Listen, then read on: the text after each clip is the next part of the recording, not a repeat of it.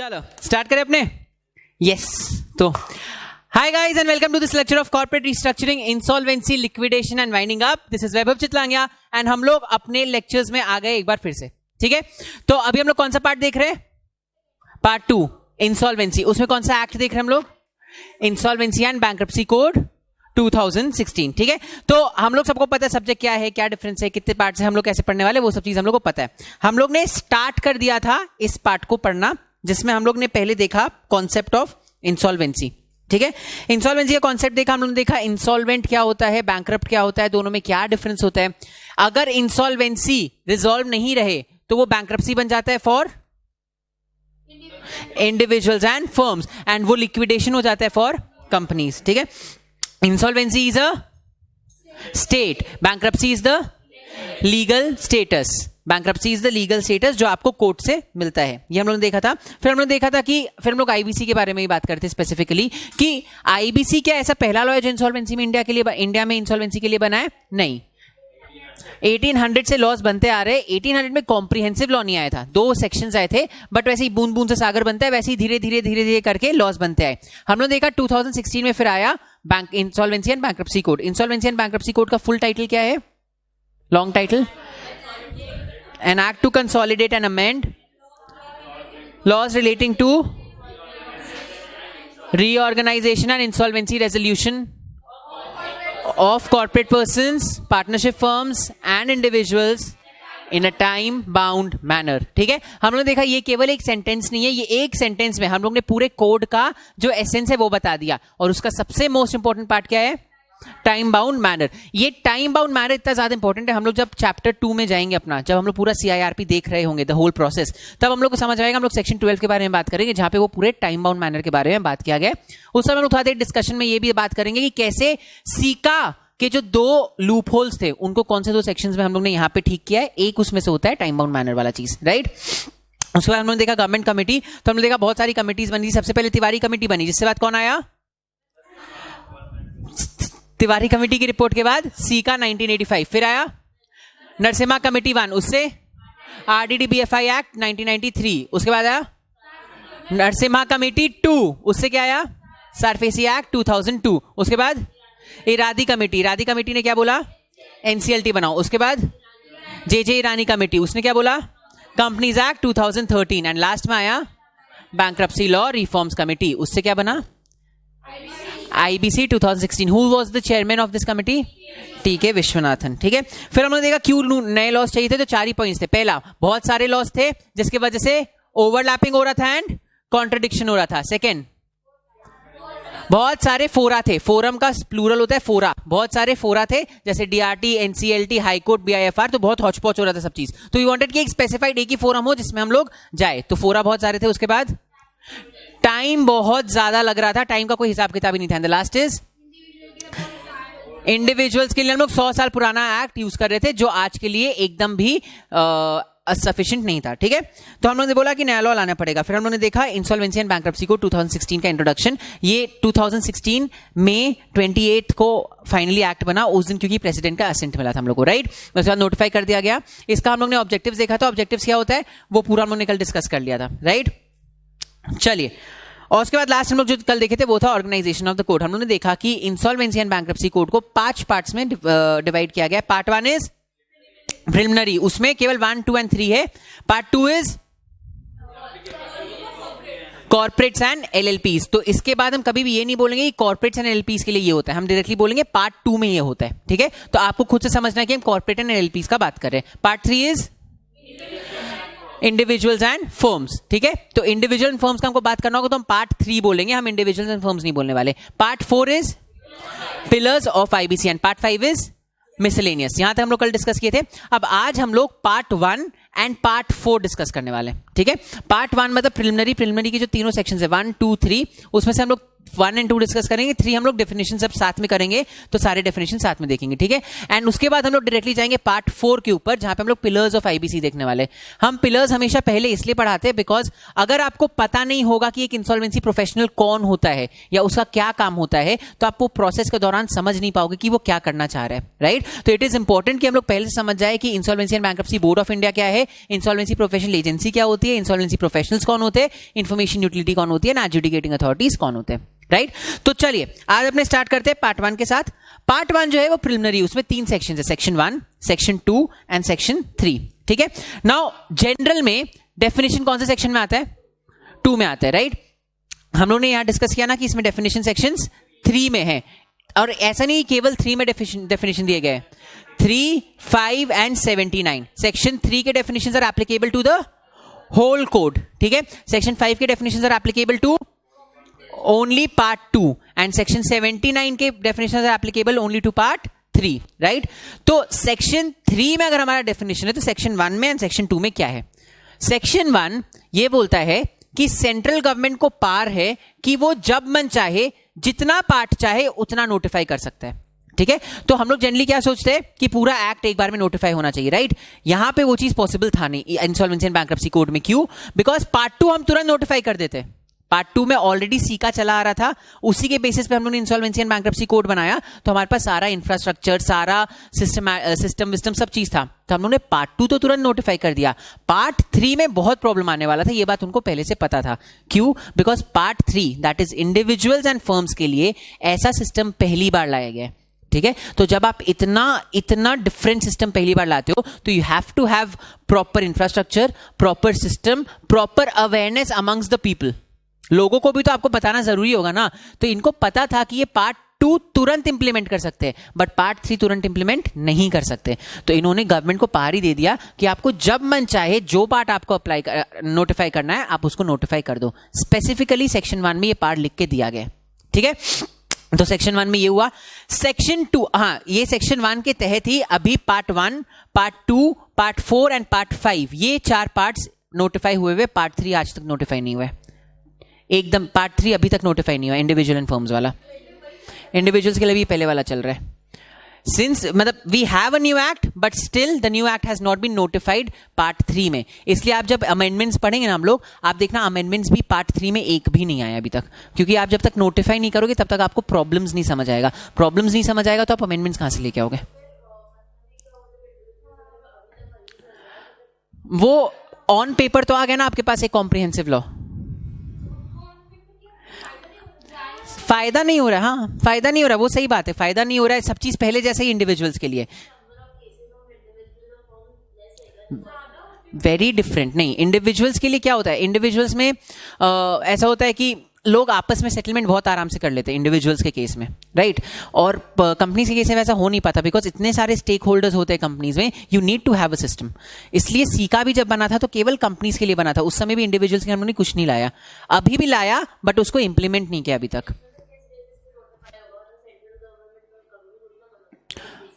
Central government generally क्या होता है ना, सेंट्रल गवर्नमेंट पहले भी पूरा इसका ट्रायल टाइप का करेगी, देखेगी कि ये कितना हद तक पॉसिबल है इंप्लीमेंट करना। इसको इंप्लीमेंट करने के लिए क्या क्या चीज चाहिए, वही हम बोल रहे हैं ना। जैसे सीका था तो वी हैड कंपनीज के लिए एक बैकबोन ऑलरेडी, मेरे को बस ये सिस्टम निकाल के ये सिस्टम डालना है।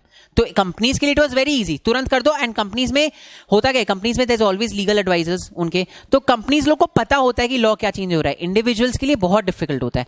पहले तो इंडिविजुअल्स के लिए ऐसा सिस्टम आज तक बना नहीं है। आप जब सिस्टम बना रहे हो तो पहले पूरा आपको इंफ्रास्ट्रक्चर वगैरह सब चीज ध्यान देना पड़ेगा, जो अभी तक मे बी गवर्नमेंट के हिसाब से नहीं हो पाया। इसलिए 4 साल में अभी तक नोटिफाई नहीं हुआ, अभी तक नहीं हुआ है। 4 साल हो चुके, अभी तक नोटिफाई नहीं हुआ है। बहुत चीजें बहुत लेट नोटिफाई होती है। एनसीएलटी आपका इरादी कमेटी के बाद उसी समय समवेयर अराउंड 2000 आ गया था, नोटिफाई कब हुआ? 2015-16 में, राइट।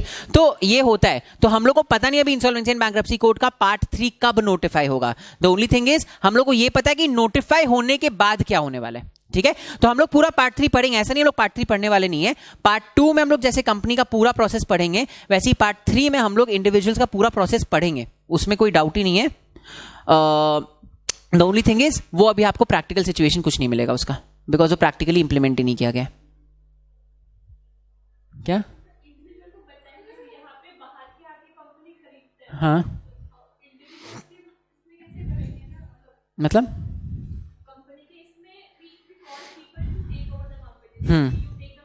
हाँ एग्जैक्टली यही चीज तो हम बोल रहे थे कल की, इतना फंडामेंटल डिफरेंसेस है एक इंडिविजुअल एंड एक कंपनी में, इसलिए इनका पार्ट्स अलग रखा गया है। तो इसमें क्या होता है, इंडिविजुअल वाला जब आप प्रोसेस पढ़ोगे तो उसमें आप देखोगे वहां पे एक रीपेमेंट प्लान बनता है। कौन बनाता है रीपेमेंट प्लान? वो इंडिविजुअल खुद बनाता है। वो इंडिविजुअल खुद प्लान बनाएगा और उसको पूरा प्लान अपना प्लान के हिसाब से बताना पड़ेगा किस दिन कितना किसको पेमेंट कर रहा है, एंड फिर वो प्लान हम लोग अप्रूव करवाते हैं from the creditors. Now company में क्रेडिटर्स सिलेक्ट करती है उनको कौन सा प्लान चाहिए, यहाँ पे क्रेडिटर्स सिलेक्ट नहीं करते, वो बस आपको सजेस्ट कर सकते हैं मॉडिफिकेशंस। ठीक है, वो मॉडिफाई करने का सजेशन दिया, अगर वो डेटर को जो इंडिविजुअल है उसको समझा तो ठीक, नहीं समझा तो आगे निकल जाओ। वहां पे कई बार ऐसा होता है कि इंडिविजुअल्स में it can be a scenario जहां पे आप क्रेडिटर्स की मीटिंग बुलाए ही ना, वहां पे creditors meeting is not mandatory. Companies में क्रेडिटर्स मीटिंग इज मैंडेटरी। तो कंपनीज में क्रेडिटर्स को बहुत ज्यादा पावर दिया गया है क्योंकि सारा डिसीजन मेकिंग पावर क्रेडिटर्स के पास ही है। पार्ट 2 में, पार्ट 3 में सारा डिसीजन डेटर्स लेता है, खुद से ही लेता है इंडिविजुअल। नहीं, it is a court supervised thing ना, कोर्ट पूरा नजर रखता है, प्लस वो इंडिविजुअल के ऊपर भी तो टाइम तो है ही ना। टाइम बाउंड थिंग जो है वो पूरा कोड में, चाहे पार्ट 2 या पार्ट 3 हो। तो पार्ट 3 में जब इंडिविजुअल खुद का भी प्लान बना रहा है ना, उसके पास भी इतना ही टाइम लिमिट है, वो टाइम लिमिट के अंदर प्लान बनाओ, नहीं तो तुम्हारे अगेंस्ट बैंक्रप्सी ऑर्डर आ जाएगा।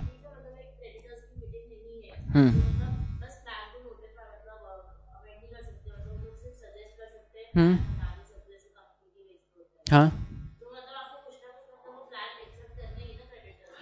नहीं, वो जब इसमें ऐसा होता है ना कि ऐसा नहीं है कि केवल डेटर एंड क्रेडिटर है, वहां पे एक रेजोल्यूशन प्रोफेशनल रहता है बीच में। तो वो रेजोल्यूशन प्रोफेशनल के ऊपर पूरा रिस्पॉन्सिबिलिटी रहता है सब चीज ओवरसी करने का। तो अगर हम रेजोल्यूशन प्रोफेशनल है, आप लोग क्रेडिटर्स हो, आप लोग डेटर्स हो, ठीक है, इन्होंने कुछ मॉडिफिकेशन सजेस्ट किया, बहुत स्ट्रांगली सजेस्ट किया, I have to make sure that you do something about that modification. आप अपना मनमौजी नहीं चला सकते ना, कि आप अपना मनमौजी चलाते हुए तो इस कंडीशन पे आए हो, समझा आपको? तो वो पूरा प्रोसेस हम लोग पढ़ेंगे, उसका टेंशन मत लो, पूरा प्रोसेस वील स्टडी दोनों का, इधर का भी एंड इधर का भी। ठीक है, पहले हम लोग पूरा कंपनी वाला करेंगे, उसके बाद पार्ट 3 में जाएंगे। किंगफिशर वाला will be a company.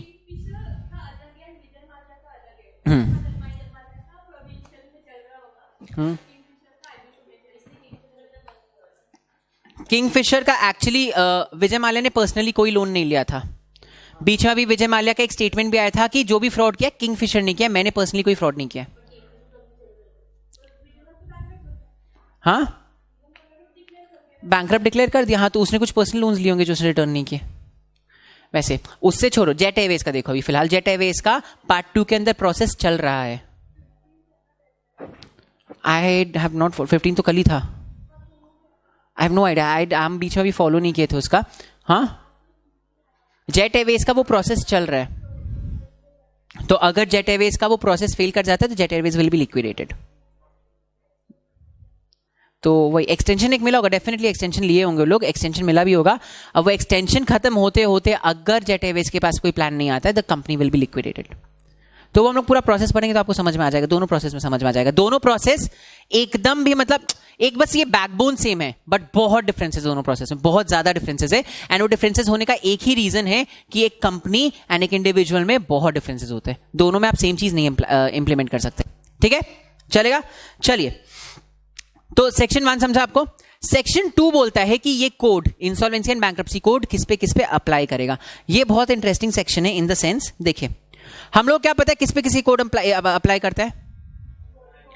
Body corporates, एलएलपीज, individuals, partnership firms, ये 4 अपने को पता है। तो देखो, बॉडी कॉर्पोरेट्स कंपनीज जो होती है वो 2 तरह की होती है, आप लोग को पता है। एक जो कंपनीज एक्ट के अंदर इनकॉर्पोरेटेड है, एक जो स्पेशल एक्ट के अंदर इनकॉर्पोरेटेड है। तो आईबीसी दोनों पे अप्लाई होता है, एक जो कंपनीज एक्ट के अंदर है और जो स्पेशल एक्ट के अंदर, दोनों पे हो गया। उसके बाद वो एलएलपीज पे भी लगता है, वो इंडिविजुअल्स पे भी लगता है एंड पार्टनरशिप फर्म्स पे भी लगता है। ये 5 तो हमको पता है। एक नई चीज जो आपको अभी पता चलने वाली है वो है ये, this one, personal guarantors of corporate debtors. ठीक है, तो कॉर्पोरेट डेटर्स मतलब कंपनीज, जो कंपनी पार्ट 2 के अंदर पैसा पे ऑफ नहीं कर पाती है, उनको हम कॉर्पोरेट डेटर्स बोलते हैं। ठीक है, तो अब एक नॉर्मल सिचुएशन समझो, ये बैंक है, आप कंपनी हो, आप गए इनसे लोन लेने के लिए, ये 2 चीज मांगेगी आपसे, क्या क्या? सिक्योरिटी एंड गारंटर, श्योरिटी भी बोलते हैं उसको, राइट? ये सिक्योरिटी भी मांगेगी एंड श्योरिटी भी मांगेगी। तो सिक्योरिटी तो आपने दे दिया, ठीक है। जो श्योरिटी होता है, जिसने पर्सनल गारंटी दी है इस लोन के लिए, उसको भी आईबीसी कवर करता है। समझा आपको? आप कंपनी हो, ठीक है, आपने इनसे लोन लिया, ये बैंक है, ठीक है, इसने बोला अपना प्रॉपर्टी गिरवी रखो, आपने रख दिया, इसने बोला एक गारंटर भी लेके आओ, तो मान लो हम आपके गारंटर बन गए, ठीक है, मेरा और आपका कोई रिश्ता नाता नहीं है, एकदम सेपरेट लीगल एंटिटीज है, ठीक है। तो अगर हम आईबीसी बोल रहे कि आईबीसी के अंदर कंपनीज कवर होती है, तो आप केवल कवर होगे, हम तो कवर नहीं होंगे। लेकिन आईबीसी में हम लोग एप्लीकेबिलिटी वाले सेक्शन में स्पेसिफिकली लिख के दिए है कि कंपनी तो होगी ही कवर, उसका पर्सनल गारंटर भी कवर होगा। मतलब आप पर्सनल गारंटर को भी इसके अंदर लेके आ सकते हो, पर्सनल गारंटर से ही पैसा रिकवर कर सकते हो। सिंपल रीजन, गारंटी मतलब ये होता है कि अगर ये लोग पे नहीं कर पाएंगे तो हम पे करेंगे। तो फिलहाल क्या हो रहा है, आप पे नहीं कर पा रहे हो तो रिस्पॉन्सिबिलिटी मेरे ऊपर भी तो आई है, लायबिलिटी तो मेरे ऊपर भी आई है, तो इसलिए हम लोग ने पर्सनल गारंटर्स को भी इसके अंदर ले आया है। समझा सबको? तो ये एक अलग चीज था, नहीं तो बाकी देखो, company incorporated under companies act, company governed by special act, LLPs, partnership, firms and other body corporate as the central government में स्पेसिफाई। तो इसमें एक चीज स्पेशली याद रखना, पर्सनल गारंटर्स पे भी अप्लाई करता है इंसॉल्वेंसी एंड बैंक्रप्सी कोड, ठीक है। तो अगर कोई कंपनी के हम पर्सनल गारंटर बन रहे, कंपनी के साथ साथ हम भी फंसने वाले उसमें। लॉजिक समझा इसके पीछे का? लॉजिक एक ही है, गारंटर मतलब क्या, मैंने गारंटी ली थी कि आप पैसा वापस करोगे ना, आपने किया पैसा वापस नहीं, तो लायबिलिटी तो मेरे ऊपर आएगी, तो मेरे को भी कवर किया जाएगा इसमें, ठीक है। क्लियर? समझा सबको? चलिए या अब आते हैं अपने पार्ट, ये था पार्ट 1 का 2 सेक्शंस। जो सेक्शन 3 है डेफिनेशन सेक्शन, वो अपने इस चैप्टर के लास्ट में देखेंगे हम लोग। सेक्शन 3, 5 एंड 79 साथ में देखने वाले, सारे डेफिनेशंस एक बार में देख के खत्म करेंगे। तो अब अपना पार्ट 1 हो गया खत्म, ठीक है। पार्ट 1 में ये 2 सेक्शंस देखने थे, आइए पार्ट 4 के ऊपर, ठीक है। ये बहुत इंपॉर्टेंट पार्ट है, ये आपको समझना बहुत जरूरी है कि ये functionaries, different pillars of IBC क्या होता है। नाउ हम आपको बोले डिफरेंट पिलर्स ऑफ आईबीसी, कितने पिलर्स है आईबीसी के? 5, कहीं 4। आप कहीं कहीं पढ़ोगे आईबीसी के 5 पिलर्स है, कहीं कहीं पढ़ोगे आईबीसी के 4 पिलर्स है। पहले ये डिफरेंस समझो। जो लोग बोलते हैं आईबीसी के 5 पिलर्स है, नहीं, total insolvency and bankruptcy code के लिए 5 पिलर्स है। कुछ लोग ऐसा बोलते हैं, कुछ लोग बोलते हैं 4 पिलर्स है। मेरा ऑनेस्टली पर्सनल मानना है कि पिलर्स 4 ही है इन रियल सेंस, बट वो 5वां जो पिलर है वो भी काफी इंपॉर्टेंट होता है, ठीक है। तो देखिए, इंसॉल्वेंसी एंड बैंक्रप्सी कोड ने जब अपना एनैक्टमेंट लाया, जब लॉ बनाया, तो वहां पे बहुत सारे नए तरह के इंस्टीट्यूशंस भी आ गए, ठीक है। जैसे कॉन्ट्रैक्ट एक्ट में कोई नया इंस्टीट्यूशन आता है क्या? नहीं, कॉन्ट्रैक्ट एक्ट ने बस लॉ लिख के दे दिया, राइट। सारफेसी एक्ट में कोई नया इंस्टीट्यूशन आता है क्या? नहीं, उसने भी बस लॉ लिख के दे दिया कि ऐसे ऐसे होगा। आरडीडीबीएफआई एक्ट में कोई नया इंस्टीट्यूशन आया क्या? उसमें नया इंस्टीट्यूशन आया डीआरटी एंड डीआरएटी। सेबी एक्ट में कोई नया इंस्टीट्यूशन आया क्या? SEBI and set, right. तो नया इंस्टीट्यूशन का मतलब हम क्या बोलना चाह रहे हैं कि नए तरह के अथॉरिटीज या इंस्टीट्यूशंस लाके एस्टैब्लिश किया गया है। तो IBC, insolvency and bankruptcy code, बहुत स्पेशल लॉ है इन द सेंस वो आधा कोड में लॉ बैठाया है एंड आधा कोड में इंस्टीट्यूशंस लेके आया है, ठीक है। तो आईबीसी ने 4 नए इंस्टीट्यूशंस एक बार मिला दिए, 4 नए इंस्टीट्यूशंस आईबीसी ने एक बार मिला दिए। पहला है insolvency and bankruptcy board of India, ठीक है। This is just like SEBI. जैसे सिक्योरिटीज मार्केट में रेगुलेटरी हेड कौन है? सेबी है, वैसे इंसॉल्वेंसी एंड बैंक्रप्सी के लिए रेगुलेटरी हेड है आईबीबीआई, ठीक है। तो सिक्योरिटीज मार्केट के जो रेगुलेशंस होते हैं, एक दो रेगुलेशंस का नाम बताना। ICDR regulations, LODR regulations, SAST regulations, इनका पूरा नाम बताना। क्या इसका नाम? SEBI ICDR regulations, SEBI SAST regulations, SEBI LODR regulations. तो ये रेगुलेशंस कौन बना रहा है? सेबी। वैसे ही इंसॉल्वेंसी एंड बैंक्रप्सी के लिए जो रेगुलेशन बनाने का काम होता है वो होता है आईबीबीआई के पास। तो आईबीबीआई वाला सारा रेगुलेशंस का नाम स्टार्ट होता है IBBI dash dash regulations, IBBI dash dash regulations. समझा? IBBI is the regulatory head, उसका काम है रेगुलेशंस बनाना, सबसे इंपॉर्टेंट काम उसका रेगुलेशंस बनाना है। समझा सबको? ठीक है। हम लोग इन डिटेल देखने वाले आईबीबीआई क्या होता है, इन डिटेल इनफैक्ट हम लोग सब देखने वाले, बट ये समझा आपको आईबीबीआई क्या हुआ? It is just like SEBI. SEBI क्या करता है? सारे ब्रोकर्स के ऊपर नजर रखता है, सारे ब्रोकर्स को सुपरवाइज करता है। आईबीबीआई भी सारे इंसॉल्वेंसी प्रोफेशनल्स को सुपरवाइज करता है। It is the apex regulatory body. समझा यहां तक? चलिए, सेकेंड जो फंक्शनरी, ये हम लोग पूरा डिटेल में पढ़ेंगे अभी सारे फंक्शनरीज, ठीक है। सेकेंड फंक्शनरी जो है IBBI insolvency and bankruptcy code के अंदर, वो है इंसॉल्वेंसी प्रोफेशनल्स, ठीक है। नाउ इंसॉल्वेंसी प्रोफेशनल्स बहुत इजी है समझने के लिए। एक लिक्विडेटर का लिक्विडेशन प्रोसेस में जो काम होता है, इंसॉल्वेंसी प्रोफेशनल का इंसॉल्वेंसी प्रोसीडिंग्स में वही काम होता है। लिक्विडेटर क्या करता है? मैनेजमेंट एंड शेयर होल्डर्स के बीच का की है, मैनेजमेंट एंड क्रेडिटर्स के बीच का की है, एनसीएलटी एंड कंपनी के बीच का की है, पूरा प्रोसीजर लाने आगे लेके जाने का काम किसका है? लिक्विडेटर का है। सब चीज लिक्विडेटर का होता है वहां पे। सिमिलरली इंसॉल्वेंसी प्रोफेशनल यहां सारा काम करता है। इंसॉल्वेंसी प्रोफेशनल का काम है कि वो पूरा प्रोसेस कराए ढंग से। इंसॉल्वेंसी प्रोफेशनल का काम है कि वो एनसीएलटी या डीआरटी एंड जो डेटर है उसके बीच का सारा ट्रांजैक्शन, सारा बात कराए। इंसॉल्वेंसी प्रोफेशनल का काम है कि वो उस दौरान कंपनी अगर है तो कंपनी को मैनेज भी करे। उसका काम है कि वो सारे जितने कंपनी के ऊपर ऑब्लिगेशंस थे वो सब भी फुलफिल करे। उसका ऊपर रिस्पॉन्सिबिलिटी है कि टू मेक श्योर कि एक भी क्रेडिटर का नुकसान ना हो एंड सबसे फायदेमंद वाला अपने को डील मिल सके। ठीक है, तो इंसॉल्वेंसी प्रोफेशनल एकदम वही काम करता है जो कि एक लिक्विडेटर काम करता है लिक्विडेशन में। समझा? डिटेल में हम लोग पढ़ेंगे। अभी समझा ये दो चीज का। नाउ देखिए, तीसरा काफी इंटरेस्टिंग है और ये ऐसा कभी आया नहीं है इंडिया में। ये जो थर्ड इंस्टीट्यूशन है जिसको बोलते हैं इंसॉल्वेंसी प्रोफेशनल एजेंसी। ठीक है, नाउ देखिए, इंडिया में इंसॉल्वेंसी प्रोफेशनल्स कितने होंगे अराउंड? कितने, मतलब नियर अबाउट फिगर? एग्जैक्ट तो हमको भी नहीं पता, but near about figure they can be.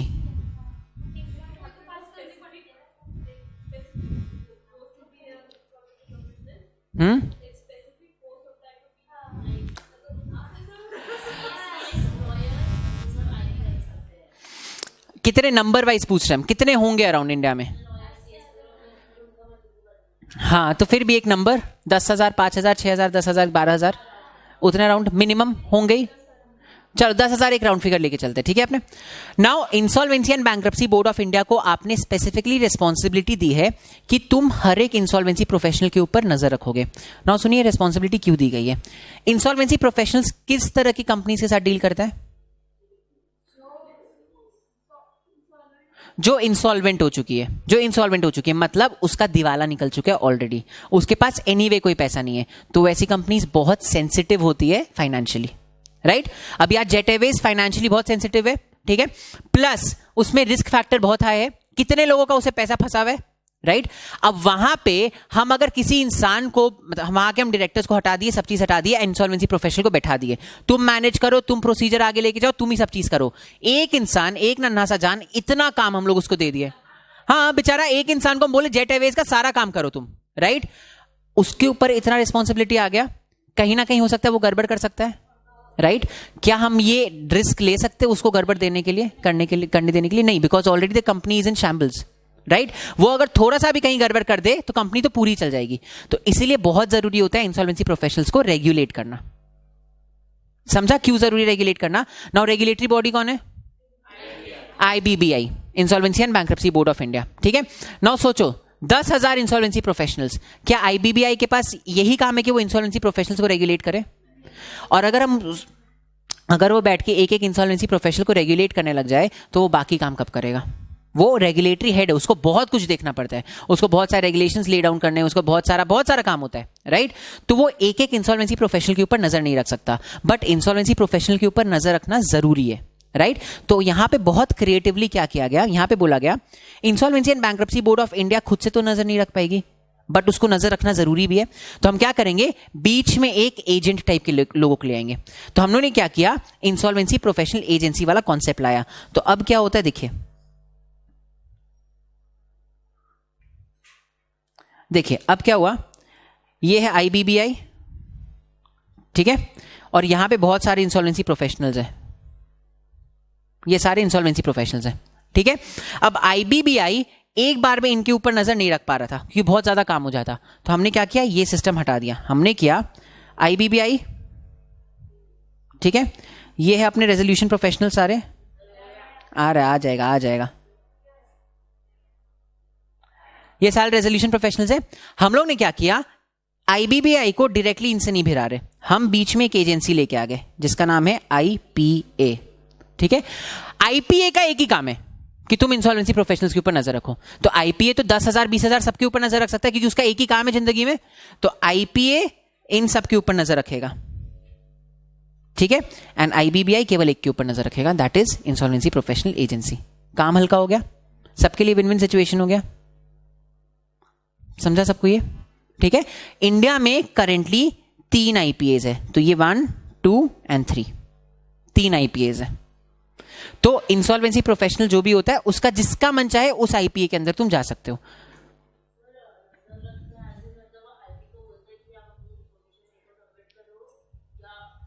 सब चीज एनरोलमेंट देना, मेंबरशिप देना, ट्रेनिंग करना, क्वालिफिकेशंस चेक करना, उनका रिकॉर्ड्स चेक करना, उनका इन रिकॉर्ड्स इंस्पेक्ट करना, उनका अगर उनके क्लाइंट का कोई ग्रीवांसेस है या उनका कोई ग्रीवांसेस है उसको एड्रेस करना, अगर उन्होंने कुछ गड़बड़ कर दिया तो प्रोसीडिंग्स इन्वेस्टिगेशन कराना, एंड अगर कुछ गलत किया है तो उनको रिमूव करना। हर काम आईपीए ही करेगा। ये सारा काम आईपीए का है। मतलब एक इंसॉल्वेंसी प्रोफेशनल को इंसॉल्वेंसी प्रोफेशनल बनाने से लेके उसका काम ढंग से करवा के उसको निकालने तक का सारा काम आईपीए ही करता है। आईबीबीआई बस आईपीए के ऊपर नजर रखता है। ठीक है।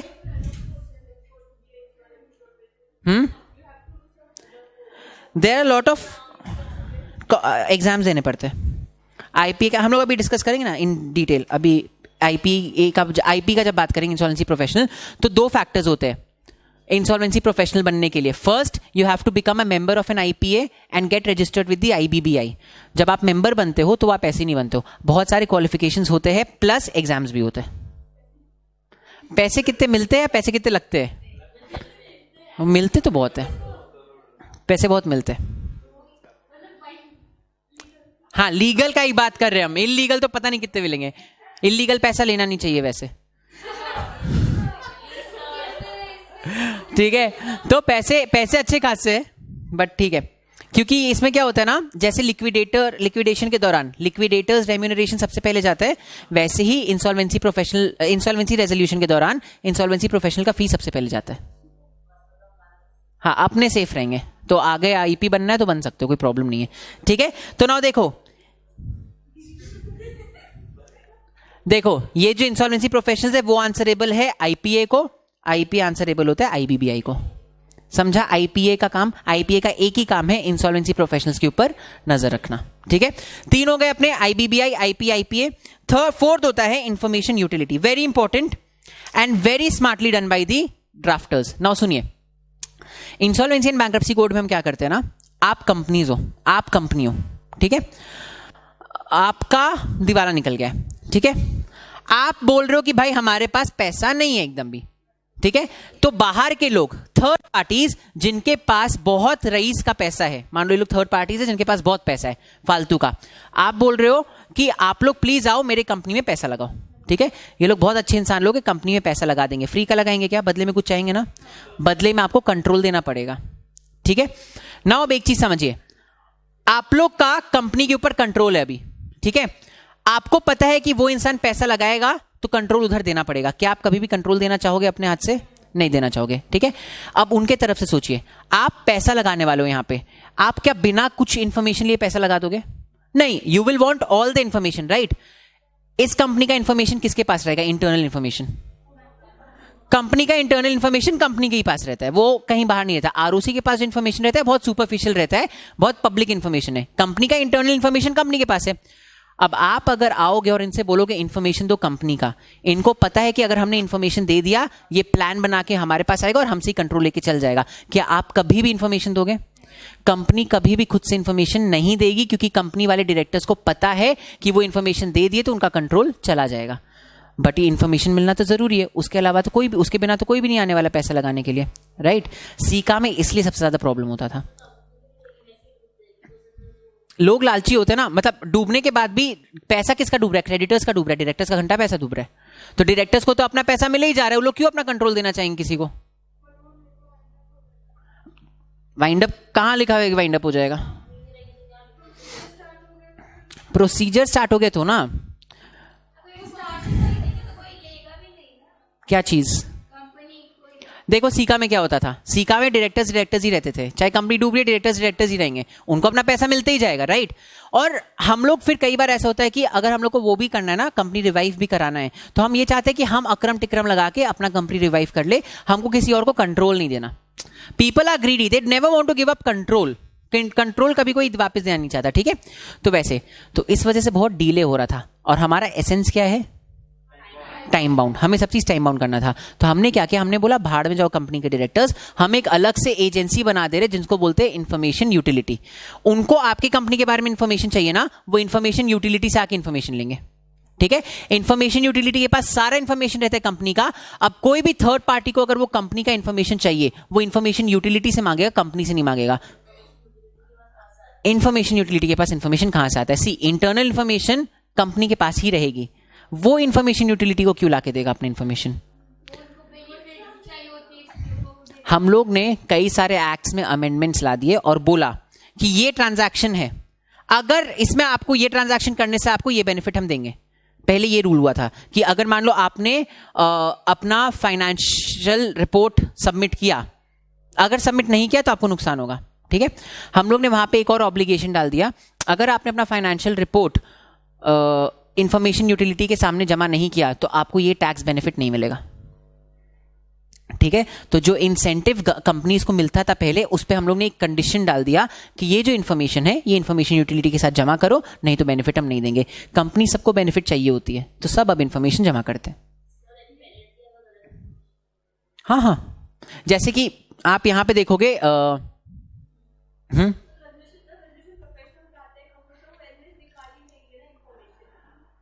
हाँ, वो लोग निकाल तो लेंगे information, but it is not always because of for that reason ना। केवल एक रेजोल्यूशन प्रोफेशनल वाले रीजन के लिए नहीं है ना। इन्फॉर्मेशन यूटिलिटी का यूज बहुत है, बहुत चीजों के लिए आता है। वो लिक्विडेशन हो रहा है तो भी आता है, ये हो रहा है तो भी आता है, अगर मर्ज वर्ज करो, ये बहुत एक लॉन्ग टर्म पर्सपेक्टिव से किया गया है। अगर मर्जर्स अमालगमेशंस करना है तो भी तो आप इन्फॉर्मेशन यूटिलिटी के पास जा सकते हो।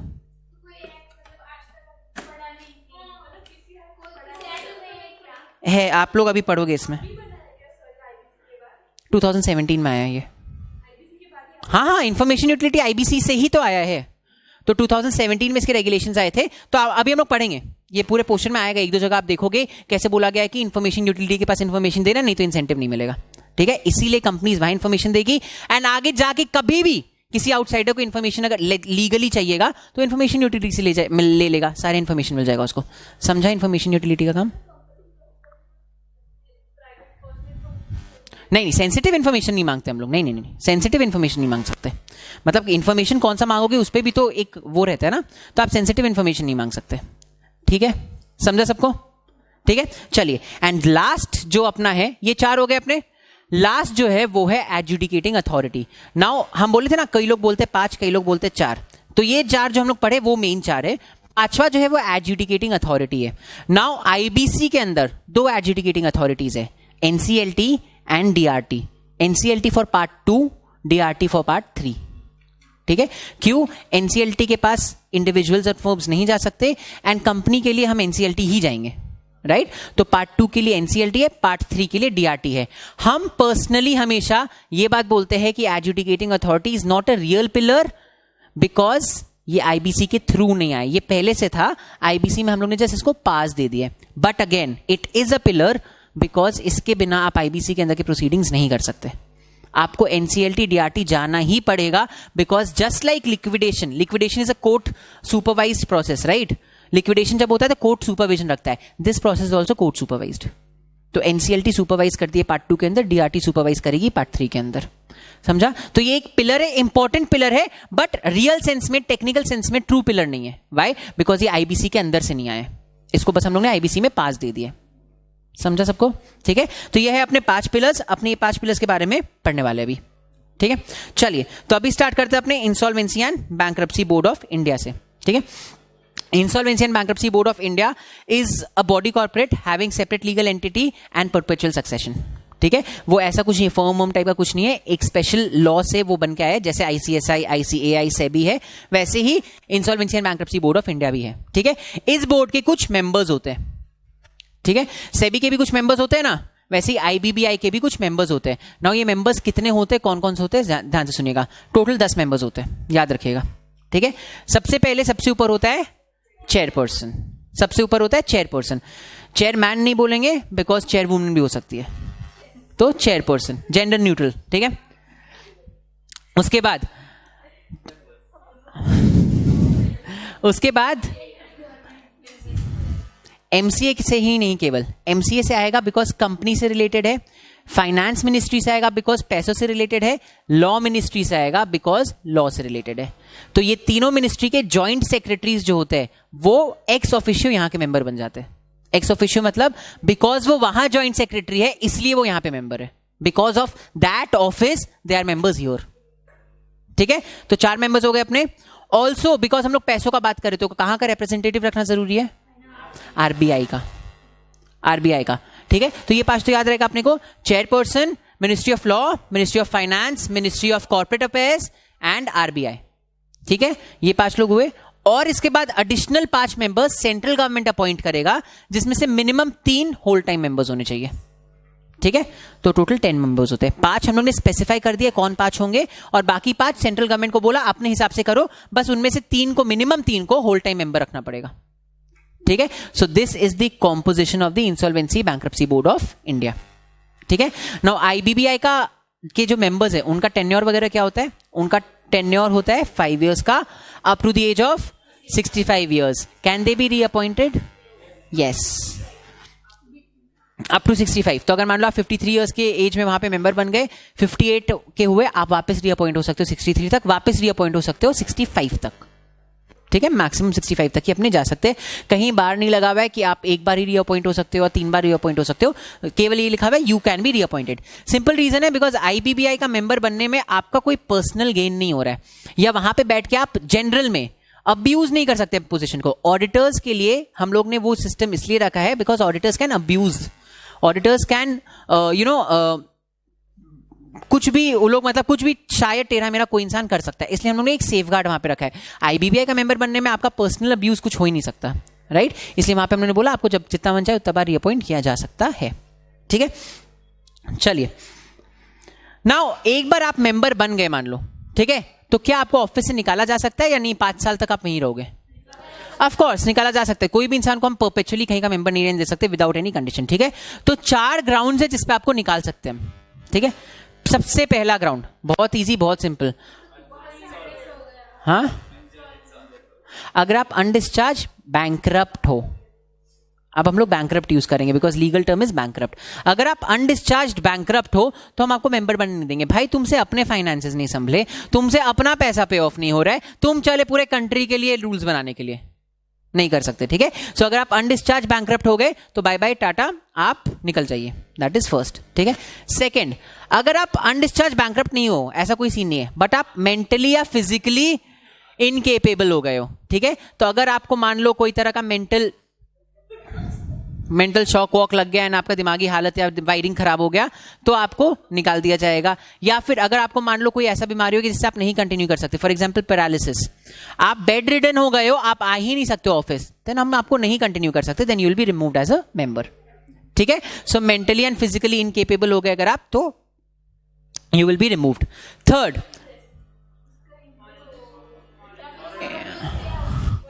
हाँ, अगर आपने अपने पोजीशन को अब्यूज किया है. ठीक है, तो जनरल में तो हम ऐसा मान के चलते हैं कि आईबीबीआई के मेंबर्स अपने पोजीशन को अब्यूज नहीं कर सकते, मॉरली नहीं करना चाहिए. बट इंडिया में क्या, वर्ल्ड ओवर जैसे ही आपको पार मिलता है आप कुछ ना कुछ अक्रम टिक्रम लगा के उसको अब्यूज कर ही लेते हो, कोई बड़ी बात नहीं है. ठीक है, तो अगर गवर्नमेंट की नजर में ऐसा कुछ आ गया कि आपने अपने पोजीशन को अब्यूज किया है तो I'll be like bye bye tata, आपको हमने बहुत बहुत बड़ा मॉरल ड्यूटी दिया था, आपने उसको ब्रीच किया है, हम आपको और एंटरटेन नहीं करेंगे. फिड्यूशरी ड्यूटी, तो उस केस में आपको निकाला जा सकता है. And fourth one, if you are convicted of an offense which according to the central government involves moral turpitude. इसका मतलब क्या हुआ?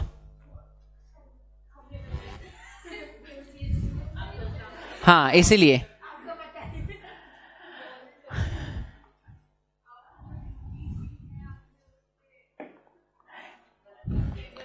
मिस्टर एक्स है, मिस्टर एक्स को हम लोगों ने एक केस स्टार्ट हो गया मिस्टर एक्स के ऊपर फॉर लेट्स से करप्शन. क्या उनको निकाला जा सकता है? उनको निकाला जा सकता है. ठीक है, सबको लगता है उनको निकाला जा सकता है. क्यों नहीं निकाला जा सकता? क्यों? मिस्टर एक्स के ऊपर केस स्टार्ट हो चुका है फॉर करप्शन. संपदा आप कुछ बोल रहे थे, क्यों? करप्शन मॉरल टर्पिट्यूड नहीं है. Until unless he is convicted of an offense involving moral turpitude. So first requirement is it should be proved that you were guilty. Conviction मतलब आपका गिल्ट प्रूव हो जाना चाहिए, ठीक है, ये पहला वर्ड है। सेकेंड, लेट्स से, हाँ, एक है मिस्टर एक्स, उनके अगेंस्ट केस स्टार्ट हुआ for breach of contract, case prove हो गया, केस प्रूव हो गया कि उन्होंने कॉन्ट्रैक्ट ब्रीच किया था, क्या उनको निकाला जा सकता है? हाँ, हाँ, लेकिन वो कॉन्ट्रैक्ट कुछ ऐसे मॉरली, कुछ मॉरल थिंग के ही बारे में था, it was something related to moral, बहुत ही ऐसे कुछ एथिकल वेथिकल कुछ होगा, मतलब the contract involved moral turpitude, and ऐसा प्रूव हो गया कि उन्होंने कॉन्ट्रैक्ट को ब्रीच किया है, क्या उनको निकाला जा सकता है? निकाला जा सकता है, बिकॉज कन्विक्ट भी हो गए एंड मॉरल टर्पिट्यूड भी है, उनको अभी भी नहीं निकाला जा सकता। क्यों? Because he should be convicted of an offence. Offence क्या होता है? कब यूज करते हो ऑफेंस अपने?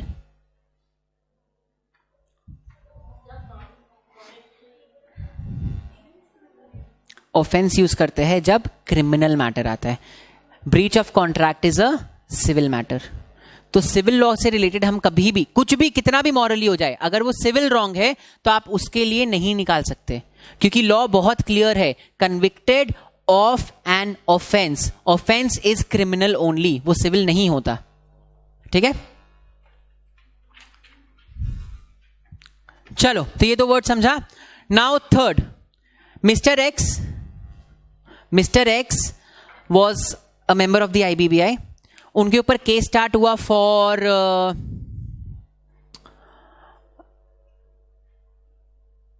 हर्ट, कॉजिंग हर्ट, मारपीट करने के लिए, he caused hurt to some person, ठीक है, प्रूव हो चुका है। He has been convicted for the offence of causing hurt under the IPC, Indian penal code, मतलब कन्विक्ट हो चुके, गिल्ट प्रूव हो चुका है, and it is a criminal action. क्या वहां पे उनको निकाला जा सकता है? Why? It has to be ethically and morally wrong, like corruption, rape, PMLA, TADA, murder to an extent, ठीक है, बट असॉल्ट, बैटरी, ये क्या बोलते हैं, हर्ट, ये सब चीज में नहीं होगा। मॉरल टर्पिट्यूड इन्वॉल्व होना चाहिए, काउंटरफीटिंग ऑफ नोट्स, जाली नोट्स बनाना, ठीक है, ये सब में आपके मॉरल्स, एथिक्स दिखते हैं कि आपने अपने मॉरल्स को बेच के ये सब काम किया है, राइट, तो ये सब में आपको निकाला जा सकता है। अगर आप किसी के साथ असॉल्ट करके आ रहे हो तब नहीं निकाला जाएगा।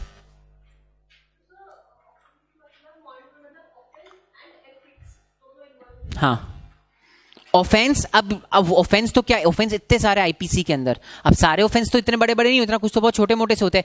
ट्रेसपास मान लो, क्रिमिनल ट्रेसपास, आपका घर में हम आके घुस गए, क्रिमिनल ट्रेसपास, उसमें मॉरल टर्पिट्यूड का कुछ लेना देना ही नहीं है, तो आप उसके लिए नहीं निकाल सकते हो। एग्जाम्पल था कि मतलब किसी के घर पे अगर हम बिना परमिशन के घुस रहे हैं तो, ठीक है, समझा सबको? तुम यूजलेस, ठीक है। ऑफेंस इन्वॉल्विंग, हाँ पता है मेरे को, फर्स्ट बैच ऑफ MCS, अगर मेरा नाम रोशन नहीं किया ना 25 फेब को एक एक को पकड़ के मारेंगे हम, तब ठीक है। यू वेट, नो 25 को फेब को you will be here only, class तो चल ही रहा होगा अपना ना, 26 को तो आओगे ना, विल सी।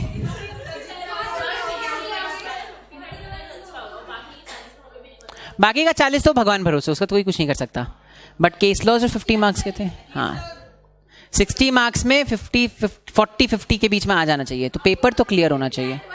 हाँ नहीं, एग्जामिशन चाहिए मेरे को सबसे, और बाकी हाँ हाँ, तो 60, अगर आप 100 का अटेम्प्ट किया तो 60 तो आना ही चाहिए, 70-80 का भी अटेम्प्ट किया हो तो 55 आना चाहिए, हाँ तो 55 आना चाहिए, 60। चलो ठीक है, चलो आओ वापस आओ इधर, ठीक है, समझा? तो convicted of an offence involving moral turpitude. MCS में अपने केस पढ़े थे जहां पे एसबीआई के एक इंसान को असॉल्ट के लिए बाहर निकाला गया था, राइट? तो वो मॉरल टर्पिट्यूड नहीं था। असॉल्ट मतलब क्या होता है? केवल हम ऐसे दिखाए तुमको, लगाए नहीं है, ठीक है? सो वो मॉरल टर्पिट्यूड नहीं था। समझा सबको? क्लियर? तो ये 4 रीजंस के वजह से आप निकाल सकते हो किसी भी इंसान को फ्रॉम आईबीबीआई, ठीक है? आते हैं powers and functions of the board. ना ये बहुत ही चिंदी सा है। Functions and powers of the board क्या होगा? उसको रेगुलेट करना है। किसको किसको? आईपीए को, आईपी को, इंफॉर्मेशन यूटिलिटी को। उसके बाद उसको बैठ के सारे लोगों के लिए रेगुलेशंस बनाने हैं, सारे लोगों के लिए ले डाउन करने हैं, different different qualifications, different experiences, उसको बायलॉज बनाने हैं, ऑल दोस थिंग्स, ठीक है? तो इसके पास एंड फंक्शंस बहुत जेनरिक होते हैं। जितने रेगुलेशन वाले होते हैं, जो सुपरवाइजरी अथॉरिटीज के पास फंक्शंस होते हैं, वो सारा आपको यहां पे लिखना है। सिविल रॉन्ग, उसको सिविल रॉन्ग बोलते हैं बस। ब्रीच ऑफ कॉन्ट्रैक्ट होते एक एग्जाम्पल था।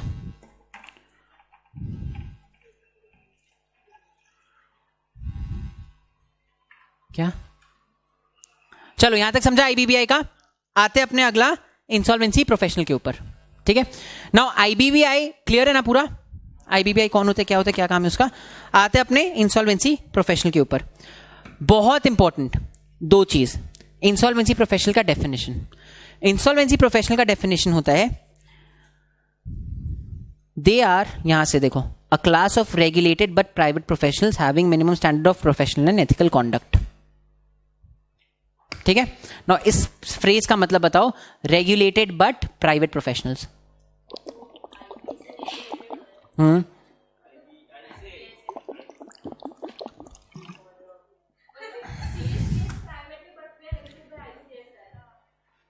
ओके, मतलब फिर भी सीएससीएस प्राइवेट है मतलब?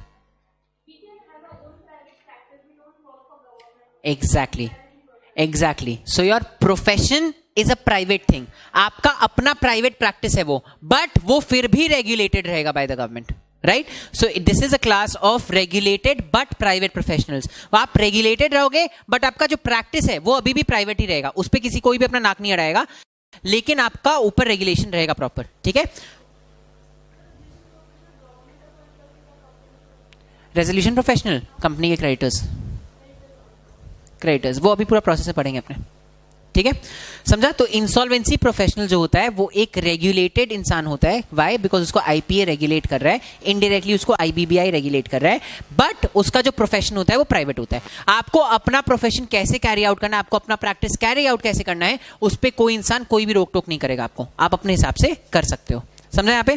चलिए, नाउ अगर आपको आगे जाके इंसॉल्वेंसी प्रोफेशनल बनना है तो आपको 2 चीज करना पड़ता है। पहला, एक इंसॉल्वेंसी प्रोफेशनल एजेंसी के साथ मेंबरशिप लो, ठीक है? एज अ सीएस आप आईसीएसआई के साथ मेंबरशिप लोगे, एक सीए आईसीएआई के साथ मेंबरशिप लेता है, वैसे ही एक इंसॉल्वेंसी प्रोफेशनल को इंसॉल्वेंसी प्रोफेशनल एजेंसी के साथ मेंबरशिप लेना पड़ता है। There are 3 insolvency professional agencies, वो अपने डिस्कस करेंगे, ठीक है?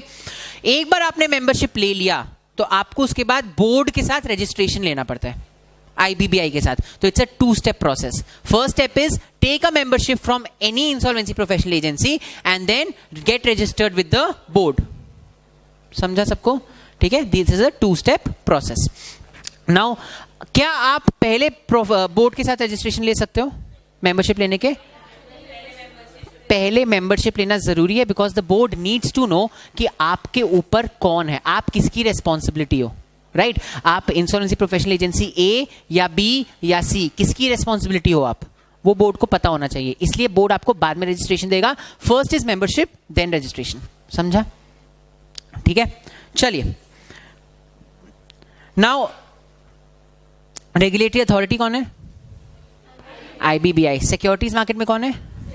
सेबी ने स्टॉक ब्रोकर्स के लिए, इंटरमीडियरीज के लिए कोई अलग से रेगुलेशन बनाया है क्या? रेगुलेट करने के लिए बनाया है। वैसे ही आईबीबीआई ने भी हर पिलर के लिए बनाया है। ठीक है, तो आईबीबीआई ने जो इंसॉल्वेंसी प्रोफेशनल के लिए रेगुलेशन बनाया है उसको बोलते हैं आईबीबीआई इंसॉल्वेंसी प्रोफेशनल रेगुलेशंस 2016। एकदम क्रिएटिव नहीं हुए लोग, सिंपल नाम है आईबीबीआई। जिसके लिए रेगुलेशन बनाया उसका नाम रेगुलेशन 2016। ठीक है, आपको 3 रेगुलेशंस का नाम याद रखना है। IBBI insolvency professional regulations 2016, IBBI insolvency professional agency regulation 2016, IBBI information utility regulation 2017, information utilities 2017। ठीक है, 3 रेगुलेशंस अपने लिए इंपॉर्टेंट है। इसमें आईबीबीआई इंसॉल्वेंसी प्रोफेशनल रेगुलेशन 2016 हम लोग थोड़ा सा डिटेल में पढ़ेंगे, जहां पे आपका वो जितना क्वेश्चंस था ना कि एग्जाम में क्या पास करना पड़ता है, कोई अलग से डिग्री लेना पड़ता है कि नहीं, CA/CS/CWA लॉयर्स खुद से बन जाते हैं कि नहीं, all of that will see there. Regulation से प्रॉपर दिया हुआ है कि आपको एग्जाम में बैठने के लिए कौन सा डिग्री चाहिए। अगर आप सीए हो तो कितने साल का एक्सपीरियंस चाहिए, सीएस हो तो कितने साल का एक्सपीरियंस चाहिए। अगर आप नॉर्मल सीएमए या कोई लॉयर नहीं हो तो बैचलर्स डिग्री है तो कितने साल का एक्सपीरियंस चाहिए। वो भी नहीं है तो आप क्या और कुछ कर सकते हो। Everything is given in the regulations. Regulation 3, 4, 5 of this regulations तो अपने वो डिटेल में पढ़ेंगे जब हम लोग वो चैप्टर पढ़ रहे होंगे ऑन इंसॉल्वेंसी प्रोफेशनल। ठीक है, तो फिलहाल के लिए अपने को क्या पता है, इंसॉल्वेंसी प्रोफेशनल के ऊपर एक रेगुलेशन है जिसका नाम है आईबीबीआई इंसॉल्वेंसी प्रोफेशनल रेगुलेशन 2016। ठीक है, चलेगा। चलिए, नाउ इनका फंक्शंस क्या होता है। अब एक चीज देखें, हम लोग कभी भी इसके पहले कोई भी एक अथॉरिटी का फंक्शंस पढ़े तो बहुत स्पेसिफिक फंक्शंस पढ़े अपने, कि इसको रेगुलेट करना है, इसको रूल्स बनाने हैं, इसको ये काम करना है। लिक्विडेटर का फंक्शन क्या है, असेट्स को रियलाइज करना है, डेट्स को डिस्चार्ज करना है, कंपनी को मैनेज करना है, all of that, right. Now insolvency professional insolvency and bankruptcy code के अंदर अलग अलग चीजों से डील करता है। पार्ट 2 में वो एक कंपनी एंड एलएलपी से डील करता है, पार्ट 3 में वो एक इंडिविजुअल एंड फर्म से डील करता है।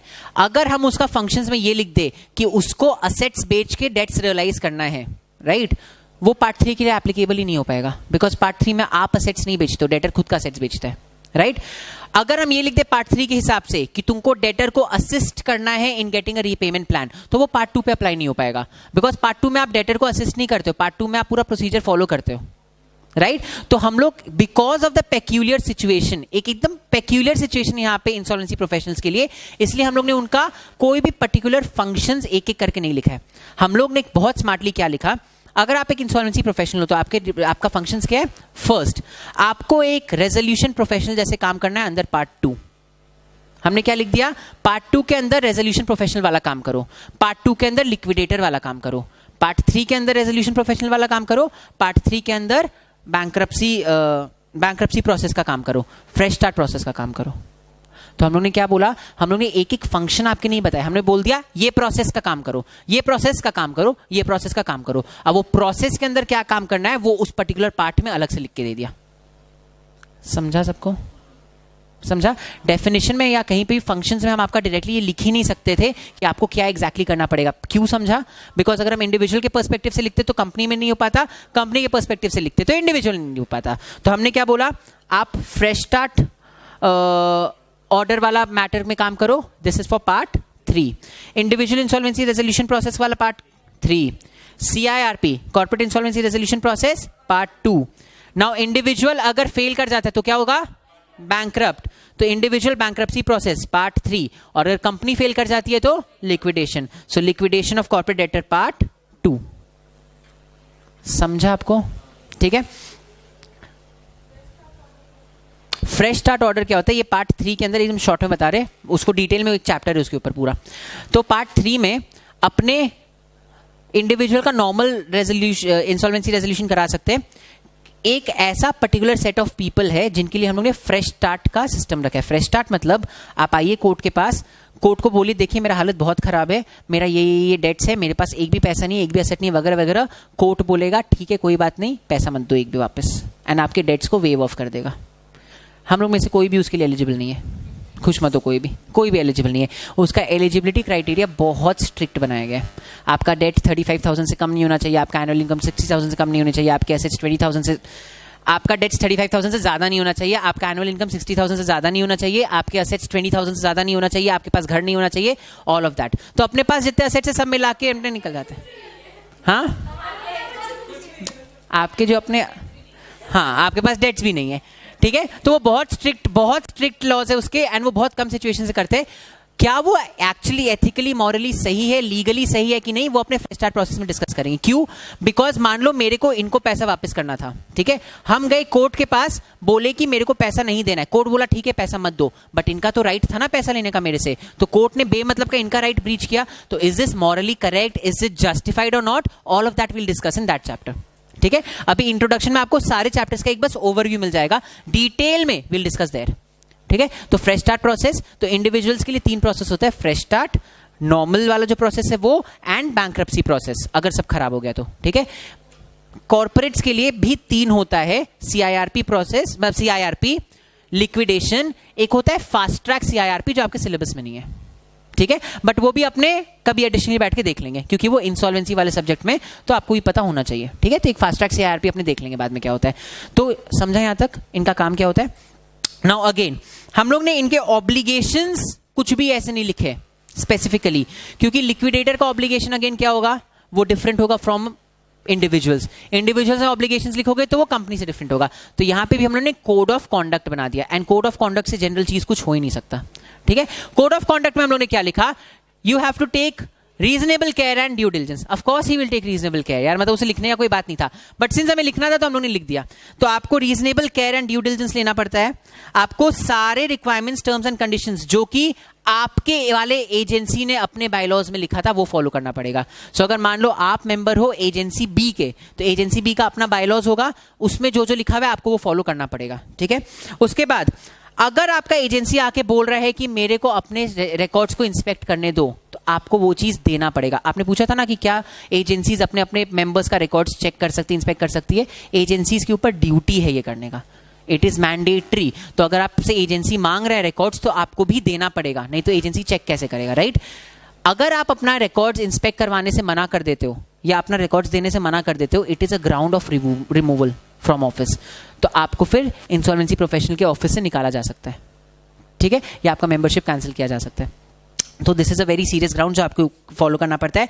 साथ ही साथ आपने जितने प्रोसीडिंग्स किए आपको सबका कॉपी अपने अपने एजेंसी को देना है, सबका एक एक कॉपी एजेंसी को देना होता है। एंड लास्ट, ऐसा जो जो कंडीशंस है सब चीज को आपको फुलफिल करना पड़ता है। समझा सबको? ठीक है, तो ये यार 5 कोड ऑफ कॉन्डक्ट्स, ये आप किसी भी, आप खुद से दिमाग लगाओ, आप किसी भी रूप में काम कर रहे हो, चाहे पार्ट 2 के अंदर या पार्ट 3 के अंदर, आपको अपना रिकॉर्ड्स तो इंस्पेक्ट कराना ही पड़ेगा, आपको अपने रिकॉर्ड्स का एक एक कॉपी तो देना ही पड़ेगा, आपको due diligence and reasonable care तो लेना ही पड़ेगा, आपको सारे बायलॉज फॉलो करने ही पड़ेंगे। तो हम लोग ने बहुत स्मार्टली बहुत जनरल कोड ऑफ कॉन्डक्ट लिख के दिया है। नाउ प्रॉब्लम आपके साथ क्या है, आपको ये पूरा याद करना होगा एंड आपको ये पूरा याद करना होगा। दोनों इंपॉर्टेंट है एंड दोनों पूछा जा सकता है, बिकॉज 5-5 पॉइंट्स है दोनों में, a very typical question for the institute. ठीक है, so these 2 are important things.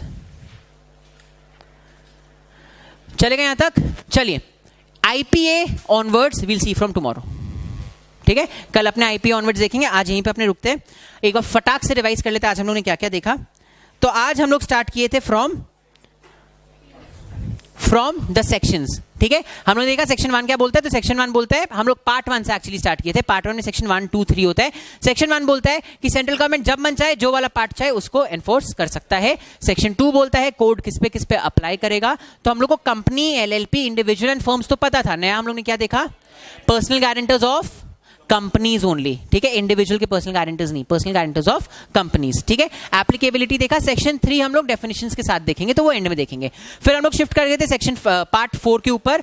Part 4 में हम लोग डिफरेंट पिलर्स के बारे में जाने। तो 5 पिलर्स कौन कौन से होते हैं, IBBI, IP, IPA, information utility and adjudicating authority. कौन से एडजुडिकेटिंग अथॉरिटीज है, NCLT एंड DRT। राइट, कब हम लोग NCLT के पास जाते हैं, पार्ट 2, DRT के पास पार्ट 3। फिर हम लोग ने IBBI के बारे में जाना। IBBI is a body corporate perpetual succession of that. उसके कितने मेंबर्स होते हैं, 10। कौन कौन से, chairperson, MCA, ministry of law, ministry of finance, RBI and then 5 other members, जिसमें से 3 should be full time members. इनको कौन अपॉइंट करेगा, ये 5 को, सेंट्रल गवर्नमेंट। राइट, उसमें हम लोगों ने देखा कि इनका क्या टेन्योर होता है, 5 years और 65 years। Can they be reappointed, yes they can be reappointed. इनको निकाला जा सकता है क्या, कब कब, अनडिस्चार्ज बैंकरप्ट, मेंटली और physically incapable, convicted of an offense involving moral turpitude and they have abused their position. कुछ भी होगा उनका आप निकाल सकते हो, उनका क्या फंक्शन है वो सब हम लोग देख लेते हैं. फिर इंसॉल्वेंसी प्रोफेशनल, दो डेफिनेशन. एक डेफिनेशन था क्या, they are a class of regulated but private professionals. मतलब उनका profession is private but they are regulated by the agencies. ठीक है, होने के लिए दो स्टेप प्रोसेस है. पहला membership of an IPA and registered with the board. उसके बाद हम लोगों ने देखा था उनके फंक्शंस क्या क्या होते हैं, फंक्शंस जो 5 होते हैं, एंड उनका कोड ऑफ कंडक्ट क्या है. इनके ऊपर जो रेगुलेशन लगता है उसका नाम क्या है,